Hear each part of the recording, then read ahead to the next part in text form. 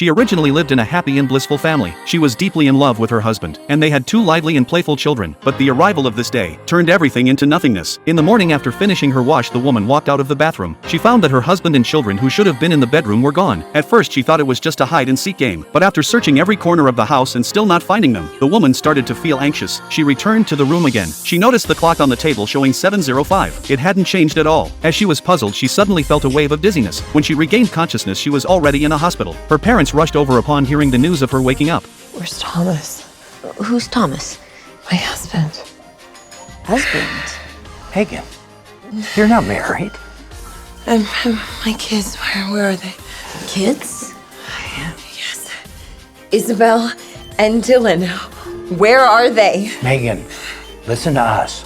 You are not married and you don't have any children. Megan's emotions started to become a bit agitated. She couldn't believe what her parents were telling her. The doctor comforted the 2 of them. Megan's current condition was most likely caused by her prolonged coma. It turned out that 2 months ago, while distracted by a phone call while driving, Megan was involved in a car accident. Although timely rescue saved her life, she had been in a long coma since then. She only woke up today during the day. She was told that everything she thought she had was merely a figment of her imagination. Megan didn't believe it at all. But to avoid worrying her parents, she didn't show any of it. Soon after getting the doctor's permission, Megan was discharged. The first thing she did upon returning home was turn on the computer. She searched for her husband Thomas's name on the search engine. The result left her greatly disappointed. The renowned photographer Thomas, who was supposed to appear, was nowhere to be found. This alone wasn't enough to make her give up. While her parents were at work, she called her best friend over. She asked her to drive her to the house she remembered sharing with Thomas. But just one look at the desolate surroundings made Megan's heart sink halfway, until she saw through the window a scene completely different from her memory. This time she completely gave up. Her best friend added on the side, "It's still under construction. Maybe those memories of yours were really just a dream."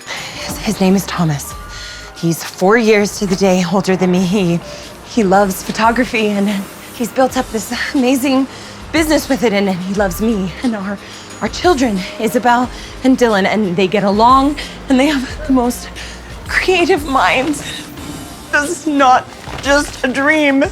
Saying this, she collapsed into her best friend's arms, as if she couldn't face this reality for the moment. In the following period, Megan started to adjust to a life without her husband and children. With guidance from a psychologist and her parents, she gradually began to believe that the things in her memory were just a dream during her coma. But just as she was about to accept this reality, an unexpected event occurred. Megan, who went to a studio to apply for an assistant job, saw her husband from her memory there. Thomas. It's you. Yes, Thomas.